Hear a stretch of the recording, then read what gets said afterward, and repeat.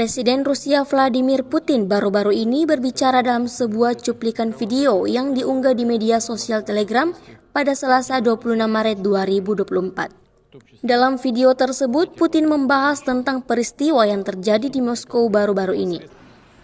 Pada pernyataannya, Putin menyebut serangan teroris di Korkus merupakan bagian dari serangkaian upaya yang dilakukan oleh mereka yang telah memerangi Rusia sejak 2014 di tangan rezim Kiev. Ia mencatat bahwa kejahatan tersebut bisa saja dilakukan untuk menunjukkan bahwa Ukraina tidak kehilangan segalanya. Hingga video ini beredar, beragam komentar dituliskan warganet.